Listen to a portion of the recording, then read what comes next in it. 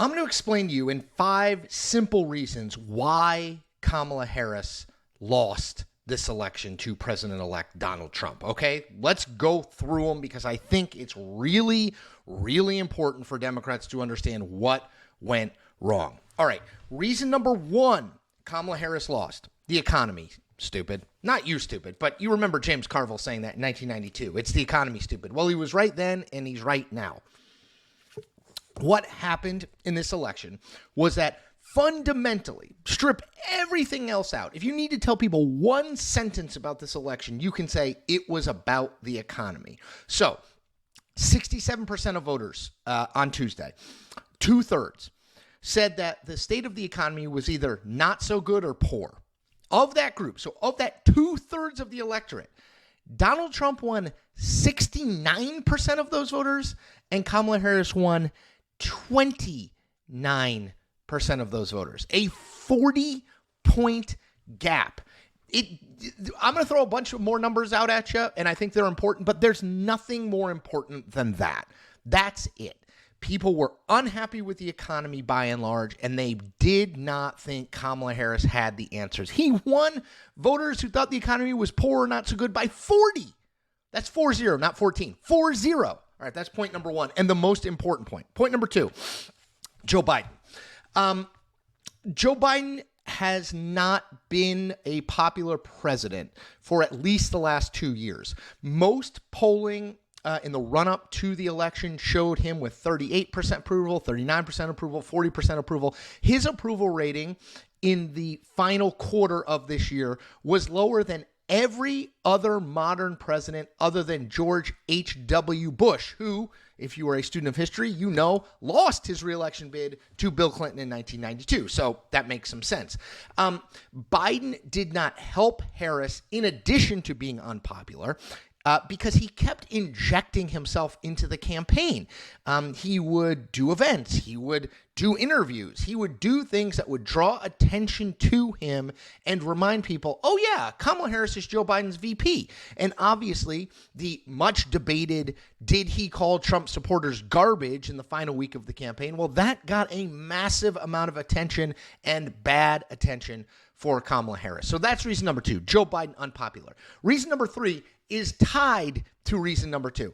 It was not all Joe Biden's fault. Reason number 3 is Kamala Harris didn't effectively break from Joe Biden. Look, Joe Biden's unpopularity, as I said, was not new. It didn't happen after he dropped out of the presidential race in July. He'd been unpopular for a really long time. So if you're Kamala Harris and you know you're his vice president and you're not going to be able to change that, order number 1, or maybe order number 2, after you sort of set up a campaign and figure out like how the phones work, order number 2 should be get as far away from Joe Biden as you reasonably can, because this is politics, man. You don't want to be associated with someone who is that unpopular. People told pollsters over and over and over again they did not want a Biden second term.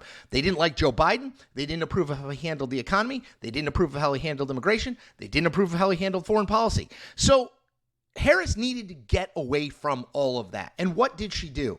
Not nearly enough and not nearly soon enough. So go back last month. Go back to October. She's on The View. Sunny Hostin. Sunny Hostin is probably the person who asked the most important question in the entire campaign. Sunny Hostin asked Kamala Harris, is there anything you would do differently if you had been president than Joe Biden did over these last 4 years? And Harris said, I can't think of anything I would do different. What?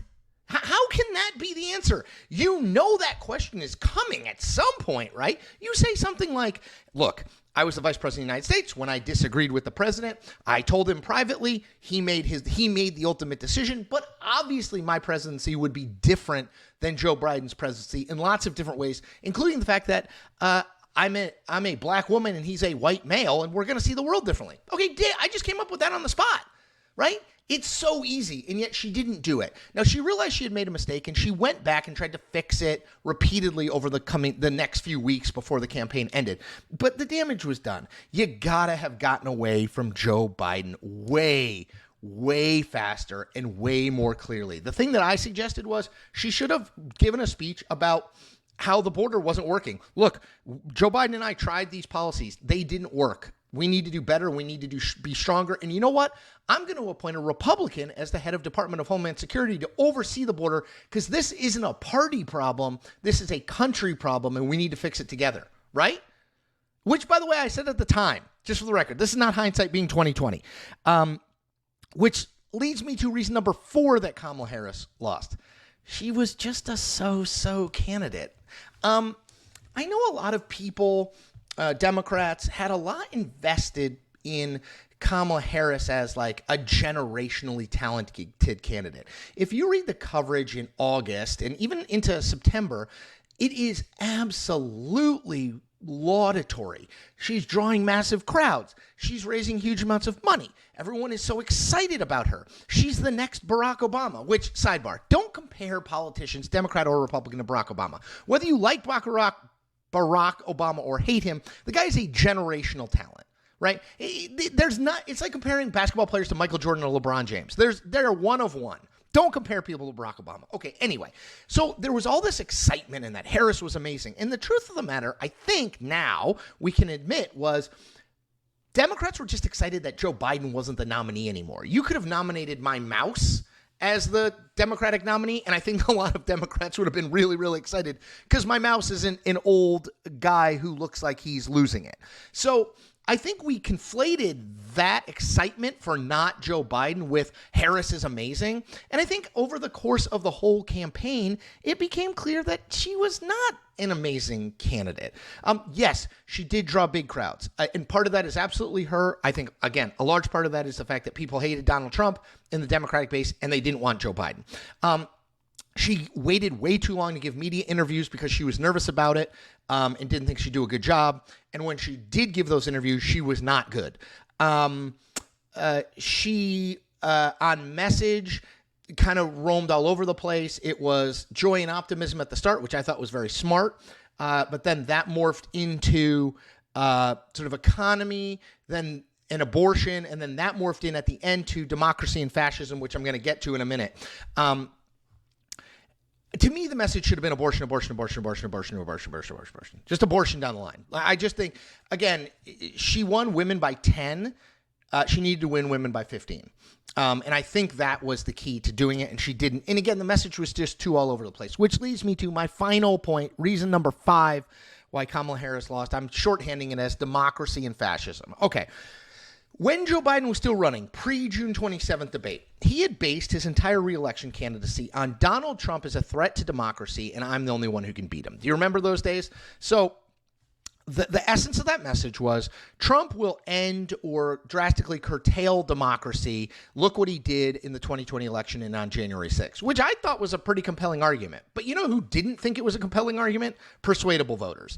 It just did not move the needle. Any number of Democratic strategists told me that, this is pre-debate, that message for Biden was not working and was one of the reasons he was losing, and I would say was going to lose the race. So when Harris gets into the race and she's talking about joy and optimism, I thought, this is smart, right? She's learned the lesson. People do not think Donald Trump is a threat to democracy. They do not think he's America's Hitler. And when I say people, undecided voters, lots of liberal voters think that, but undecided swing persuadable voters did not buy that argument. But in the final weeks and specifically the final days of the campaign, it was all Donald Trump is a danger to democracy. He's a fascist. All these Hitler comparisons. And it just didn't sell with the same people that message didn't sell to earlier. It didn't work for Joe Biden, and it didn't work for Kamala Harris. Now, you can debate me until the cows come home about whether it should have, but I am telling you for a fact that message did not move persuadable voters. They were moved by, go back to the beginning of this video, the economy. They didn't think it was good, and they trust him more than her to handle it. And so when you're talking about democracy and fascism and Hitler and Nazi Germany, you're losing them, and Harris lost them. I mean, I just don't think it's more complicated than that. So those are my 5 reasons. Obviously, there are many more, but those are the 5 that jumped out at me in looking at the data and watching the campaign. Sanders brought this up. I mean, it was kind of going after the Democratic Party with a flamethrower, Julian. Listen to what he said. Oh, it's a full screen. So listen to what he said. He said, quoting, "It should come as no great surprise that a Democratic Party which has abandoned working class people would find that the working class has abandoned them. First, it was the white working class, and now it is Latino and black voters as well." I mean, this is kind of tough on your own party, Julian. Well, if you divide the Democrats up, you'll find the redistributionist Democrats, Trace, and the growth Democrats. And redistributionist Democrats like Bernie Sanders dominate the party. They believe the way you get the working class is by buying them through greater government welfare. Yeah. So you look at student loan forgiveness, you look at the entitlements for new housing projects, a small business loan forgiveness, all of the things where the Democrats wanted to do to sort of increase spending. And that is patronizing to most working class people who prefer what Trump is offering, which is trying to protect the economy, particularly from the trade deals that they feel have betrayed them over the last 2 decades. Joining me now is Joe Manchin, the retiring senior senator from West Virginia. So, Senator, I'm glad to talk to you. And wow, what an historic moment we are in the midst of. You know, Donald Trump didn't win just with MAGA. He won with the centrist, the common sense, the independents in the middle. He was able to have a program that basically more people bought in than what Kamala did. That's the middle. The power of the middle is unbelievable. I just hope when they get to Washington, they remember how they got there. They got there by appealing to reasonable, responsible, sensible people that are in the middle. I'm in the middle. A lot of people, Democrats have become homeless, and a lot of Republicans became homeless. And we weren't Washington Democrats, we weren't Republican Democrats, but we wanted to get things done. You get things done from the middle. So those are the tight races that can barely get by. And when they do get by, remember how you got elected and who voted for you. It's going to be the swing area, the middle of your district, that basically got you over the hump. But the brand of the Democratic Party overall seems to have been hurt this election cycle. Well, I think we lost the presidential election. And in many cases, our Democrats in the House ran ahead of the presidential ticket. So your branding that we all got rejected, we didn't. We're still in the fight right now, and it's going to be a very close call. I don't see it as an outright rejection of the Democratic Party. Now, I do have a discomfort level with some of the Democrats right now are saying, oh, we abandoned the working class. No, we didn't. That's who we are. We are the kitchen table working class party of America. And that's why we're a close call in the House right now in a year where the map is a bright red across the board. I want to pick up on this working class issue because in a statement after the election, Senator Bernie Sanders said it should come as no great surprise that a Democratic Party which has abandoned working class people would find that working class people have abandoned them. And Joe Manchin, who's now an independent but was an important moderate Democrat for years, also weighed in and had a similar diagnosis of what went wrong. And that was that the party doesn't stand for what it used to. Well, I just completely disagree. And in fact, might notice that Kamala Harris ran ahead of Bernie Sanders in Vermont. So what does that tell you? I mean, it tells you that the fact is that what we do, what our purpose is in the Democratic Party is for America's working families. So since you pursue it, what? Go ask Bernie Sanders. Bernie Sanders has not won. Let me, with all due respect, and I have a great deal of respect for him, for what he stands for. But I don't respect him saying that the Democratic Party has abandoned the working class families. That's where we are. For example, under President Biden, you see the rescue package, money in the pockets of people, shots in the arm, children in school safely, working people back to work. What's his name? What did Trump do when he was president? One bill that gave a tax cut to the richest people in America. In fact, why did voters who earned less than 100,000 K go for Trump in such large numbers? Well, there are cultural issues involved in elections as well. Guns, God, and gays. That's the way they say it. Guns, that's an issue. Gays, that's an issue. Now they're making the trans issue such an important issue in their priorities. And in certain communities, what they call God, what we call a woman's right to choose. So you feel like it was the culture? I think that's part of it. Issue that's part of it. Yeah. Nothing is it. It's part of it. Because it's really hard to understand how someone would vote for somebody like Trump, who's been there for the wealthiest people. And again, I think the message that Bernie Sanders has put out is not the winning message for the American people. I love him. I think he's great. He's been a wonderful, shall we say, champion for his point of view. But for his point of view is not correct when he says that Democrats have abandoned the working families. Same thing with Manchin. I love Manchin. We have our Italian-American Catholic connection, and we've worked together, but we have not abandoned working families.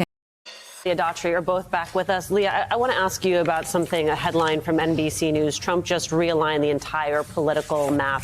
Democrats have no easy path to fix it. Quote, in short, Trump has been able to engineer a near wholesale rightward shift in the electorate in ways that he couldn't in 2016 or 2020.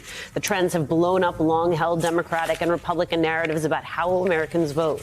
It's leading Democrats to sound the alarm about the party's future as Trump's Make America Great Again movement grew to become the most diverse GOP coalition in generations and gave Trump the most decisive victory for a GOP presidential nominee in 2 decades. So a bunch of questions for you, Leah. Do you buy that? How are you thinking about this moving forward? And how much of this do you think is an actual realignment, and how much do you think is very Trump specific? Well, I don't quite buy it, because President Trump got exactly the same number of votes that he got in 2020. So there wasn't a growing of the number of people who voted for him. What Democrats have to look at is, why is it that 10 million of our voters stayed home? Why they didn't? Where were they? What happened? And that is a failure on our part, perhaps partly messaging, but also just in the tactical strategy of turnout, of voter identification, and getting people out to vote.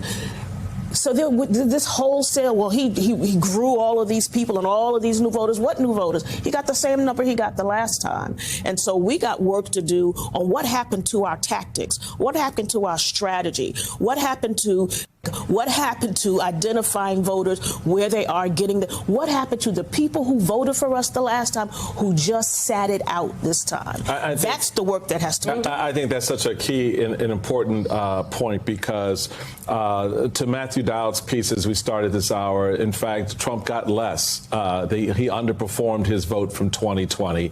The difference maker in this election were the 10 million Democrats or independent voters who did not support. So, Eddie, I also take exception to this idea that what Trump did was orchestrate a rightward shift in the electorate. No, what Trump did was took advantage of a rightward shift in the body politic and the electorate that has been occurring for some time. He saw how to maneuver and position himself, and saw that opening with young men on platforms, on the digital platforms that Democrats largely ignored. They did not play in the digital verse the way Republicans had for some time. In the base of the party and the people that did not come out, they were fighting the couch this entire election, the Democrats were. And so the question is, why is there this insatiable need, Bishop, to go to, the immediate response was, oh, okay, well, the party is just, too progressive, too this, too that. I mean, you have Democratic lawmakers. Seth Moulton, got up there saying whatever he thought he would say. My former boss, Bernie Sanders, said, Democratic Party has abandoned working class people. That is actually not true. Now, we can talk about how we talk about it, right? We can, and this is probably not a popular conversation for Democrats to have, but perhaps maybe too much union, not enough worker. Okay, so to be clear, I'm sorry, but I love the unions. I love them. They do good work. You better thank a union for the 40-hour work week and overtime pay. However, everybody in the country is not because of some of the laws that are in Republican governors in many places. Everybody, not as many people are members of the union. So if you're talking about union members versus workers, there's another thing. And there are black and brown people in that category. This insatiable need to run towards people that have not voted for you in recent history since 1964 en masse, I don't understand. Yeah, and I think it's a conversation the party has to have, because you're right. Democratic Party has not won white people since LBJ.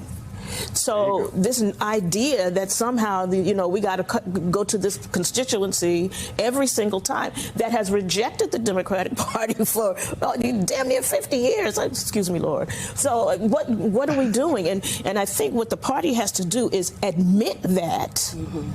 It helps when you acknowledge the facts, admit that, and figure out then how do we get the balance right of appealing to the people who consistently turn out for us, who consistently show up for us, and have over these last several decades, and do some persuasion with other people. Because when you talk to people about the issues, what's clear is even the white people who don't vote for us align with us on issues, but they don't like our candidates. And so there's this split that we often have with them. But we've got a lot of work to do on that, and it starts with an admission of the truth, and it starts with, hello, talk to the voters. Mm-hmm. Because with all due respect to our wonderful people on Capitol Hill, they don't have the answers. Mm-hmm. Well, Nancy, let me just be clear. I'm going to say it. She ain't going to say it. Nancy Pelosi, everybody talks about how the Speaker Emerita, she's so strategic, she can count. And yes, she did all of that when she was the Speaker in Congress. But my question is, where is your calculator now? Because Democrats are about to lose the dang on House. And for her to sit on this podcast, we'll play the sound about how, it's up to the, I don't deal in presidential politics, but she helped orchestrate, I'm going to say she it. Did this cycle. She played in presidential politics this cycle, and she helped orchestrate the very public demise of the president. That's right. And thank God for Joe Biden that he came out and, yes, endorsed his VP, because these people wanted an open primary. And for where? And when were we going to have an open primary between July 21st, when he stepped down, and August 20th, when the convention was going to happen? When was that going to happen? And anybody who's suggesting that clearly wasn't looking at a calendar. Well, neither were they familiar with. I'm looking for the magic wand that apparently the Democrats on Capitol Hill think that we have. I surely hope that Democrats eke out the majority in the House. But if they don't, I think the people that helped, the people that had so much to say about the president and the vice president earlier this summer, I think that those people need to take a back seat. I think the strategists that obviously fleeced the vice president's campaign and made a whole bunch of money, okay, and get no money to the turnout, they need to take a back seat, okay? They got to get the Robbie Mook treatment. Robbie Mook lost in 2016, and then he was up in Harvard and just came back. Goodbye. Oh, Nancy Pelosi using the word heartbreaking in her conversation with Lulu. Carville talking about a dark tunnel. Blame is starting. Yep. And there needs to be discussion among Democrats. So, well, look, we spent $1 billion and elected Donald Trump. That's not a blame game. That's called accountability. And the people at the top of the campaign, the top of the party, have a lot of people pissed off at him because there were people who had suggestions. There were people who were saying, why are we doing this? Why this? It was like, hey, we've got it. We've got this special magical computer formulation. We've tested every ad. Shut up and sit down and go back to work. And so people said, okay, well, I guess you're right. And then we got clobbered, clocked, knocked down, beat up, drugged down. And so people are mad, and they should be mad. And the people at the top are going to have to listen. There is a grassroots rebellion happening in this party, and it's coming to knock on the door of the people who are in charge of the party. That's not blame game. That's accountability. Accountability. I mean, and I know you're for $1 billion. $1 billion. And I believe they technically, blew a few $100 million of that in the recent weeks, Andrew Yang, and now ended up technically maybe in debt a little bit. They did door knocking, they did traditional ads, but you heard what Van saying. They weren't listening to other ideas that people maybe like Van had. For instance. Yes, for instance. Well, there should be accountability, and Joe Biden should not have run for a second term. There should have been a competitive primary in January. He should have dropped out in January and not July. And by the way, J.B. Pritzker, Gavin Newsom, they should have challenged him in January. We all know that they had campaigns in waiting, but instead everyone said, oh, Joe's going to be fine. Joe's going to be fine. He has a disastrous debate against Donald Trump, and then he drops out in July, and then everything is under the gun and in hurry up mode. The party lost a crucial period where they could have introduced the next generation of leaders to the American people, vetted and chosen a ticket that could have taken the fight to Donald Trump instead of Joe Biden fumbling the ball to Kamala down the stretch. And Lulu, to this whole conversation, is there any sense from people you're talking to of what role they think it played? That there was a perception, certainly among some voters, that at least Kamala Harris had not been honest with voters about Joe Biden's true state. I mean, this kept coming up again and again. Now people are trying to figure out, well, what happened? Is that something you hear? I mean, I think that one of the things that happened during this election is that when that disastrous debate with Joe Biden happened, I think there was a break in trust with the Democratic Party and the electorate. There was a feeling that there wasn't actually honesty about the condition of the president, and that people had been perhaps shielding him from the voters. I mean, if you think about the fact that he really hadn't been sitting down for interviews, he hadn't been giving extended press conferences. And so I think that there is a real, there are still questions about what exactly happened there and who knew what and when they knew it. Right. I mean, that is the real question. I mean, Van, I'd done an interview with him a few weeks before that. I didn't know, he was fine in that capacity, but you would imagine someone around him all the time, as many were, would have had a much different, perhaps, view. But, it all came down to many, many things, right? But when you look at the actual votes, it wasn't as if Trump suddenly surged in so many things. Yeah. It's that Democrats did worse. Monmouth went through just the blue states. Trump got an extra 280,000 votes this time versus last time, so he improved. Yep, but that is not the story. Look at this full screen. Yeah, Harris lost 3,339,404 votes. Yes. That's what stands out there. Well, Bakari Seller said over and over again, it's either Kamala Harris or Donald Trump or the couch. And Bakari was always worried about the couch. People just not feeling inspired enough to go out and vote. He wasn't worried that people were going to not vote for Kamala and go vote for Trump. He was afraid they weren't going to vote at all. And here's how we got beat. We got beat because the Republicans and the conservatives built a different media system that had to do with online, had to do with podcasts, had to do with streaming platforms, and they were spending their money there.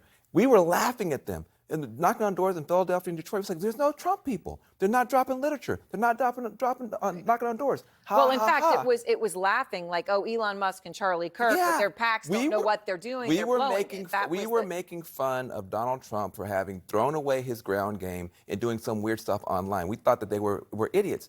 It turned out we were the idiots. We woke up in a body bag because while we were knocking on doors, they were making these phones into 24-hour-a-day political weapons for themselves. And so we got outflanked, outplayed, outbeat by people who told us the whole time that they knew what they were doing. And people are mad. And Future Forward, all these different groups that vacuumed up all this money and told everybody to sit down and shut up are going to be in for an accountability session from the grassroots, and it is coming. I remember when you and I were speaking at one point earlier, you were talking about algorithms, all kinds of data that was available that you were, people were going to be presenting to the Harris campaign. Sure. And I suppose you're going to say that did fall on deaf ears to large part? Yeah, Van's right. They were like, we've got it. We've got it. And they didn't have it. And one very obvious missed opportunity is that Joe Rogan has the biggest audience in the country. It's disaffected, low propensity men, kind of the audience that the Harris campaign should be trying to reach. It was much more upside than anything else. Kamala goes on, Tim Walz goes on, and then you have millions of men who are exposed to the Democratic message, and they turned it down because she was too busy. I mean, like it makes zero sense, except in the context that the team just didn't have confidence in her to do it, which would be its own issue. Unless you think he's being mean. 48 million views for the Rogan-Trump interview on YouTube alone. Which was what, a 3-hour interview? A 3-hour interview with 48 million views. Like, they were laughing. Oh, that's 2/3 of the total number of votes that Harris. Yeah, so it's more than the debate, I think. It's like 1 million Can I jump in here? Yeah, Lulu. I mean, I'm very happy that everyone's talking here about the information ecosystem. Obviously, it's incredibly important. So is Joe Rogan. But there's two issues here. One is the message, and the other is the messenger. And so, and how those messages are delivered. And so, there is a lot of discussion right now about the ground game and how you reach voters and all these things. And I think that's going to be parsed. But, voters told the Democratic Party over and over and over again that their main issues were their pocketbooks, inflation, and immigration. And that was what they told them. And the closing message of the Democratic Party was democracy and Donald Trump is a bad man. Right. Well, but is there any way that they could have won, though, with Kamala Harris with immigration on the issue, given that she was part of the Biden administration? That was just never really defined. Yeah, so two things. Number one, if you were going to run Kamala, then she needs permission to break from Joe Biden and say, hey, look, whatever the administration did, like I would have done things differently, and we're going to go this other direction. I mean, her inability to do that was a very serious problem. I don't know if it was winnable. There are two numbers. One is 39, the other is 75. 39 is the approval rate for Joe Biden. That's very low. Yep. And 75 is the wrong track measure. That's very high. So she had a tough hill to climb. I think that she did as well as you could possibly do, but she had a bunch of people running that campaign who did not listen, who were very arrogant, who sucked up $1 billion, who pissed off a lot of people, and you're going to be hearing about it for a long time. A lot of people who had said they weren't going to donate another dollar if Biden didn't get out in July, and then they opened up the floodgates and they did give that money. January, not July. You know, Joe Biden, you know, I endorsed him in 2020, but he failed the George Washington test in passing the torch in time to have a real primary. Guys, of course, wound up losing by a little bit in a lot of places and a lot of demographics. Why to you? Well, first of all, that's not how it looks to a lot of us. To you, somebody who's incredibly knowledgeable about this stuff, losing a little in a lot of different places.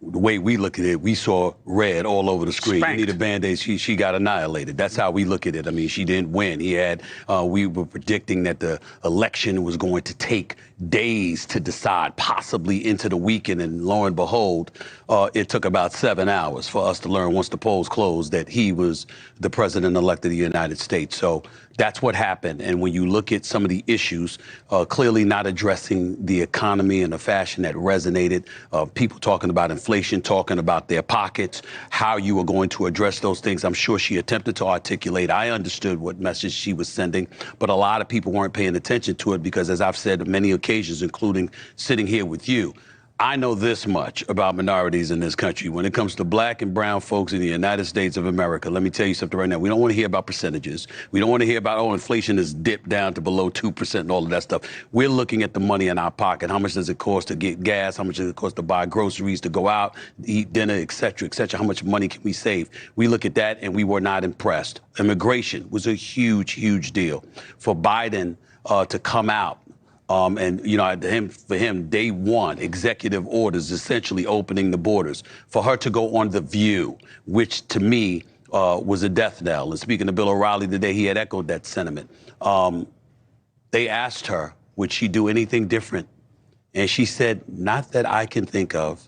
And when that happened, you just knew that she was in a world of trouble because Trump knows how to utilize those things to his advantage. So it's about the economy.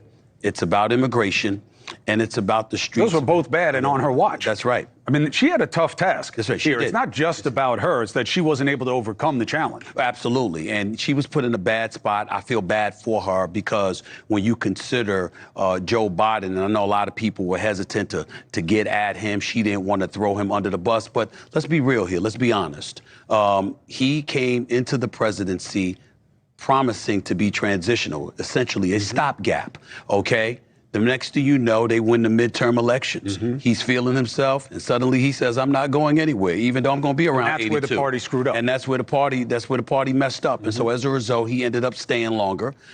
He wasn't exposed to a primary. They greased the skids. That was a big hindsight's easy. That's right. Hindsight's easy. Right. But in the moment, you knew that they had handicapped her because they took away the democracy argument. That's fair, but you could talk about hindsight is easy. But here's the reality, Chris. You and I were saying it long before the election.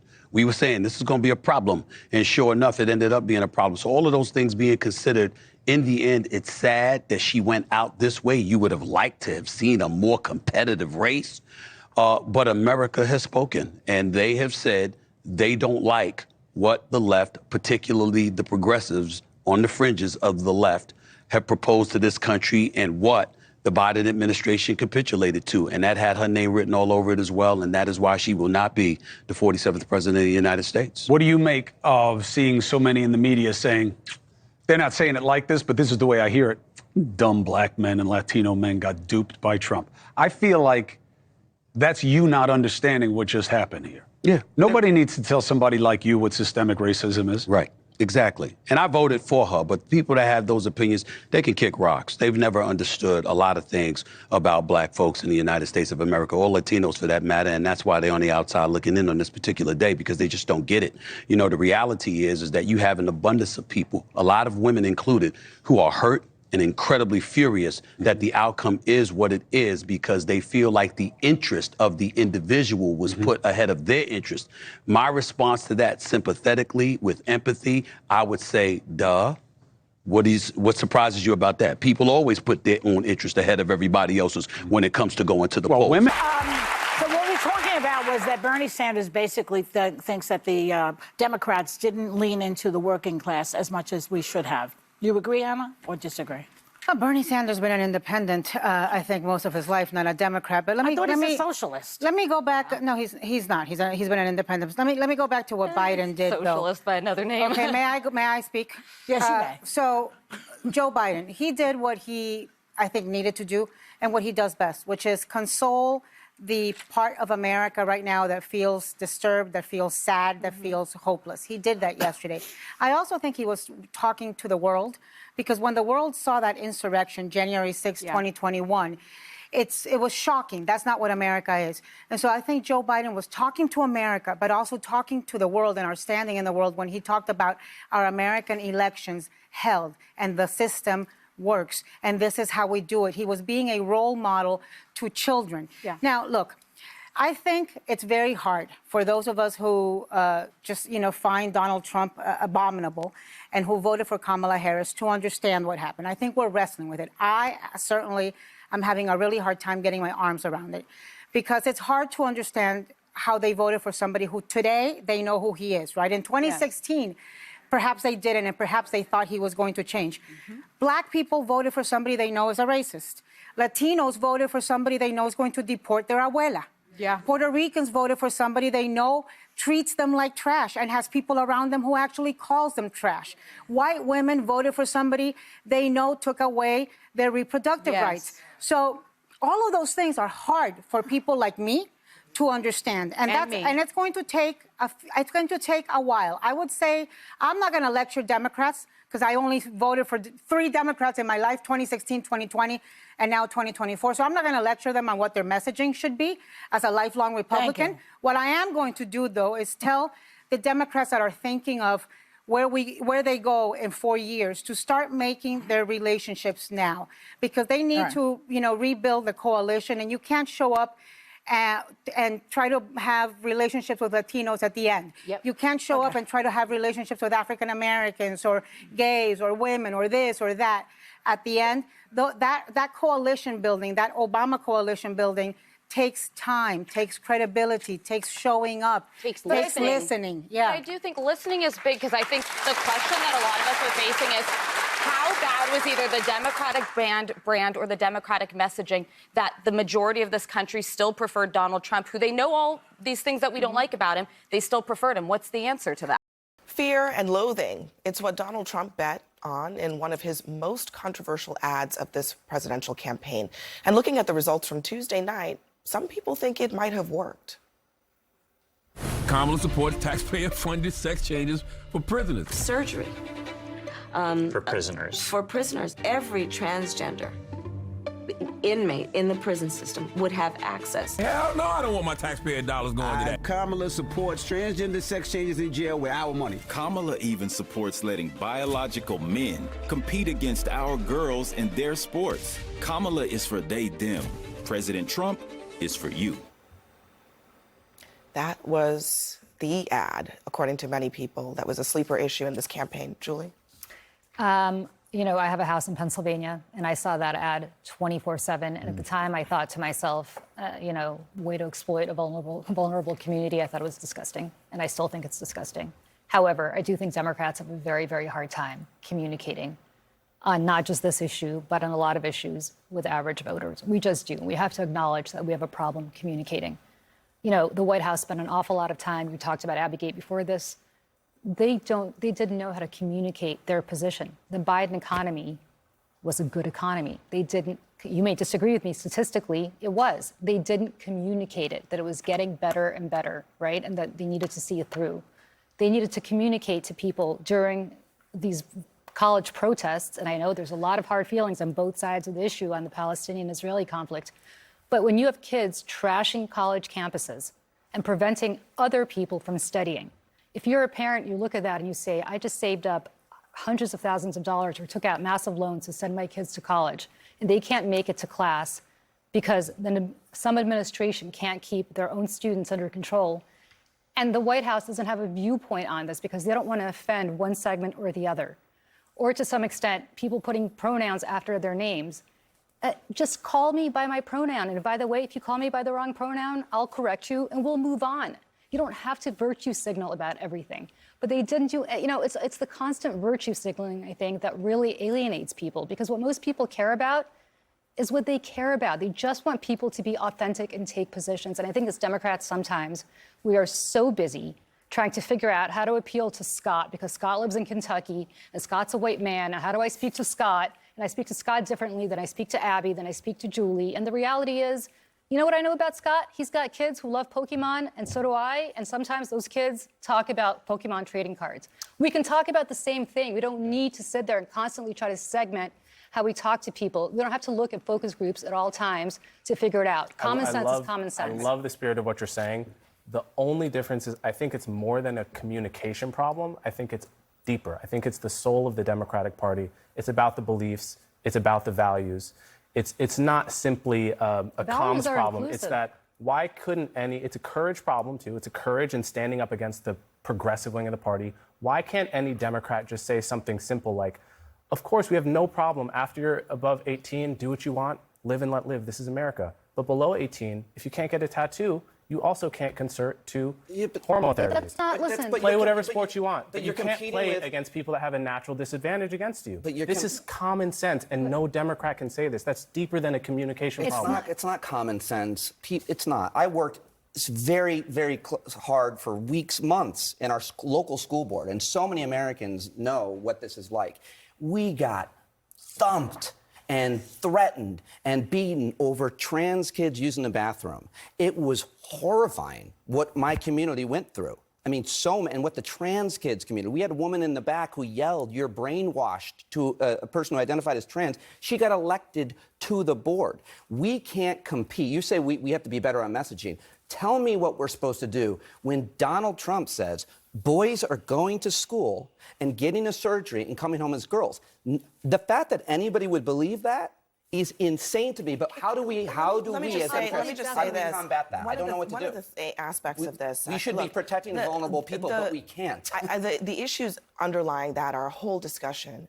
But in this particular campaign, unless you live in one of these battleground states, you may not have known, if you heard Kamala Harris talking, that this was an issue that in October, according to the spending, constituted 21% of Republican ad spending in this election. Which issue?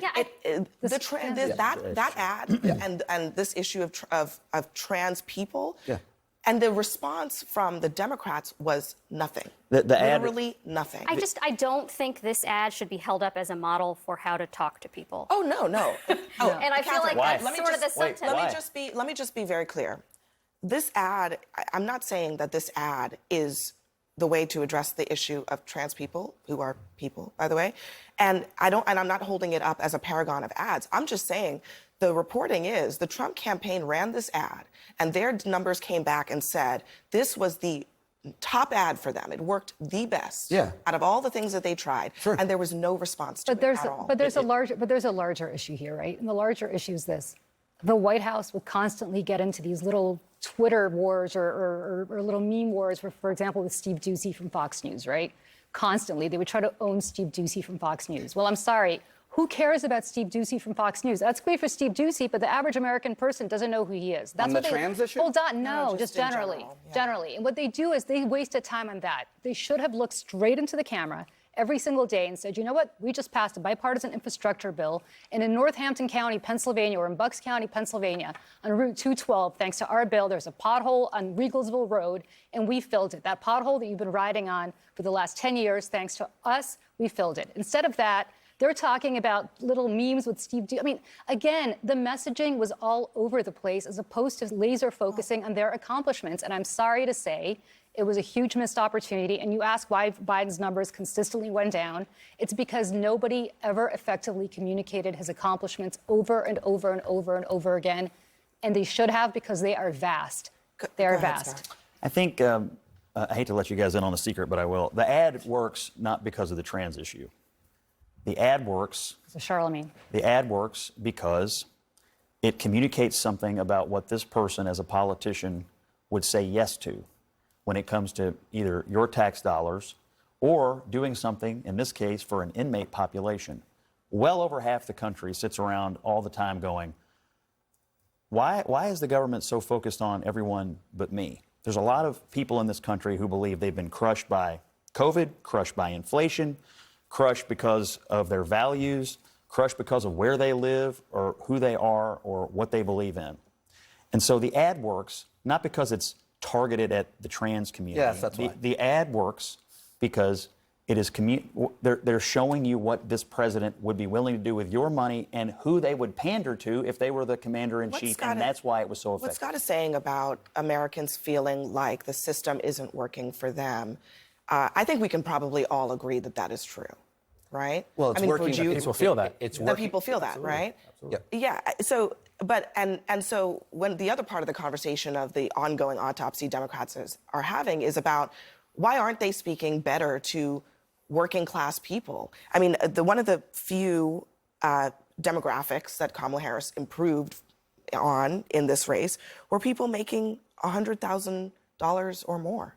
So wealthy people, probably more educated people, they're responding to what the Democrats are doing, and that's not enough people to win elections. The Democrats, they were so busy actually creating policies, Catherine can talk more about them, that have actually improved the lives of working class people. But they did talk about them. But yeah. I mean, they also did a lot of things for highly educated like college grads. Like, I think to Scott's point about the sort of symbolism, I don't entirely agree with your analysis of that ad. I think you make some good points. I don't entirely agree. But I think another policy that was symbolically about people other than the median voter was the student debt forgiveness, which disproportionately went to, well, first of all, to people who went to college, who are likely to have higher earnings in general, but also the way that it was structured went to a lot of people who are likely to have very high earnings, including people who are going to become doctors and lawyers and things like that. And part of the reason those policies were structured that way and were touted that way is because that's who was staffing this administration. There are people who went to Yale Law School who want their debt forgiven. The Democratic Party, it has seen itself as the party of the working class, multiracial coalition. In any other country in Europe, they'd call themselves the Labor Party because it's the party of labor, right? But what's happened over the past 10 years is that non-college educated working class voters have been hemorrhaged to the Republican Party. And the Democrats have become the party of the college educated. No one would have predicted this 15 years ago. It is a massive devastation and humiliation to the self-concept of the Democratic Party, and it has to be reckoned with right now. That's what's happened. That's what just happened 2 days ago. But that's my point is this. We segment as Democrats how we talk to people. As a Democrat, because we're such a diverse party. No, because listen, what unites us is much. Actually, we're getting less diverse by the day. If you look at where Latinos are going and African Americans, that's a problem. That's a big problem for us. That's because I would be advised as a Democratic strategist to talk to you on a particular subject, and I would be advised to talk to Abby on a very different subject, and to each of you on a different subject. Well, we're very different. We're not. Yeah, we have a lot of different interests. No, we're not. The bottom line is there's a lot more that unites us than divides us, and we start talking to people about common sense issues and common sense language rather than trying to figure out how to be too cute by half.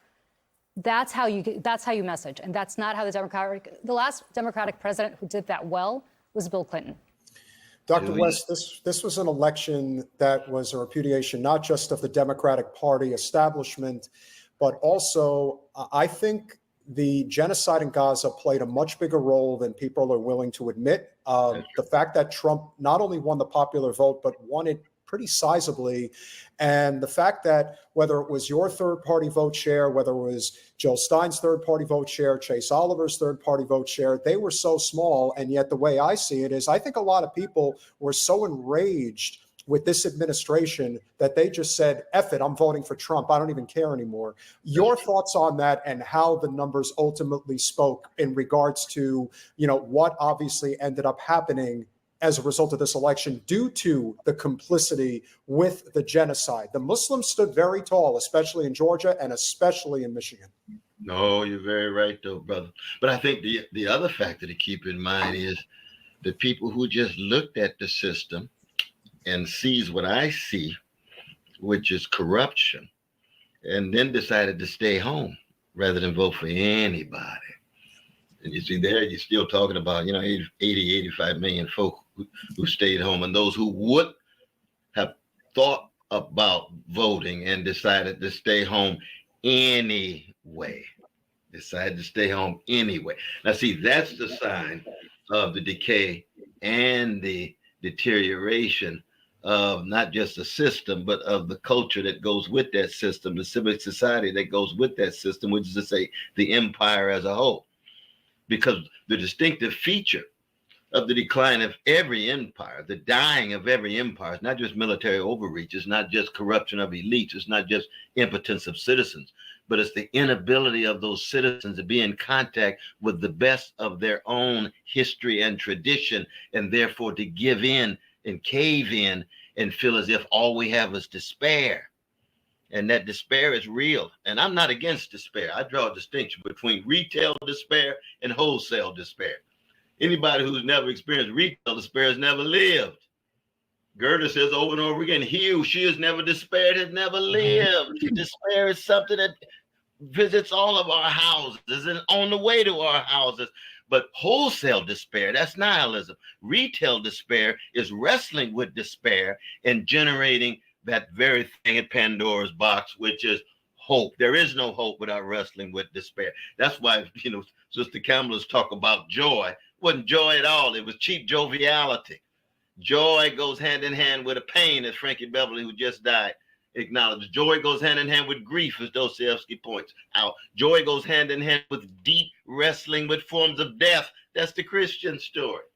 That joy is the fruit of a life in which you've picked up your cross and followed someone who was crucified because of your love for those who were being crushed. And the Roman Empire has to kill you as a political criminal to send a sign that anybody who raises their back will be crushed. And that's the history, of resistance movements, right? Assassination, incarceration, lies, rebuked, scorned, crucified, threats of crucifixion. And yet the beautiful story is, and this is the good news of this day, namely that those of us choose to be clouds of witnesses in the name of a quest for truth, justice, and love, no matter what, until the worms get our bodies. Period. Drop the mic. Okay, on a day like today, it's important to put things into perspective. That is why we are so happy to be able to do this now with historian John Meacham. John, good morning. It's good to see you. Half of the country woke up this morning joyful, elated. Half of the country was despondent. If this were one of your beautiful books and you were to write the title of it, this chapter in American history, what would you call it?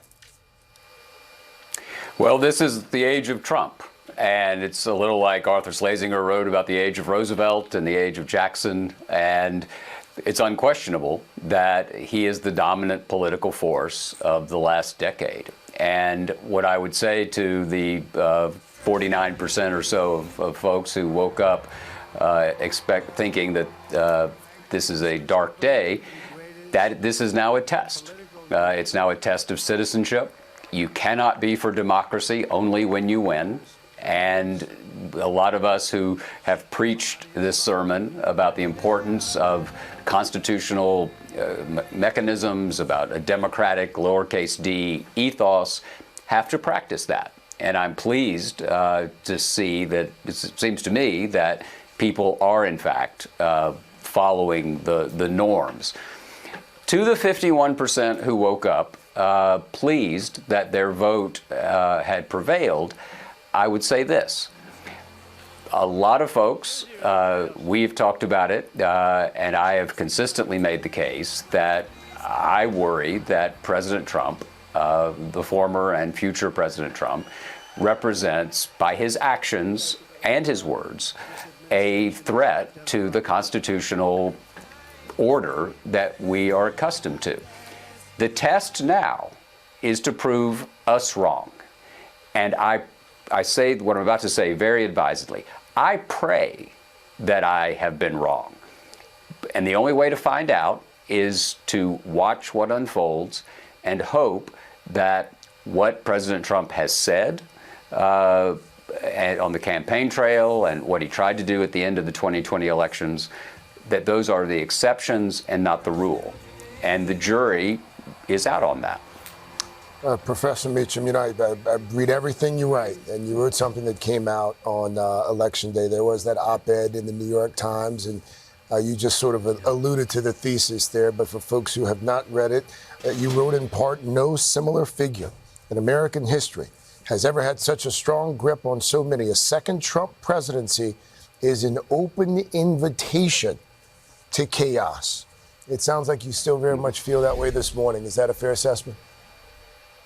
It absolutely is, Craig. And I think that where we find ourselves, and I don't think this is a particularly radical thing to say, people who voted for Donald Trump are apparently comfortable with the threat of chaos.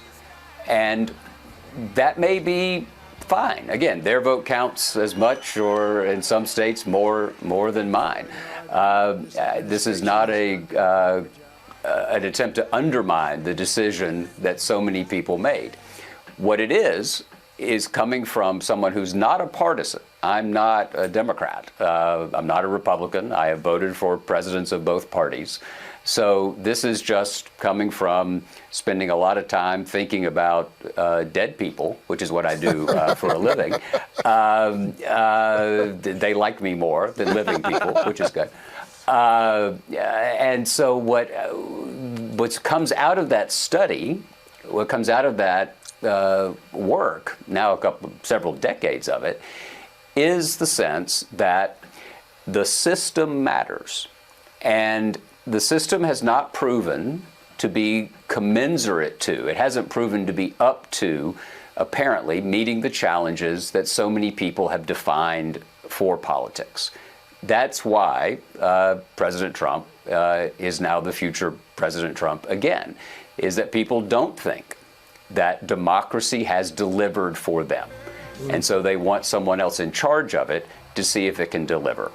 That is exactly what America is supposed to do. We're supposed to debate, dissent, decide, and then adjudicate whether we want to continue on a certain course. That's what America did yesterday. It's what America tried to do in 2020, but President Trump tried to interrupt that. My prayer, again, is that that was an exception and not the rule. I'm not fully confident of that, but at this point, the success of a Trump administration, the success of the Congress, is the success of the country. And as a citizen and a father, I want us to thrive. I'm just concerned, and I don't think it's an unreasonable concern, that President Trump thrives less on order than on chaos. And I think that's what we have to watch.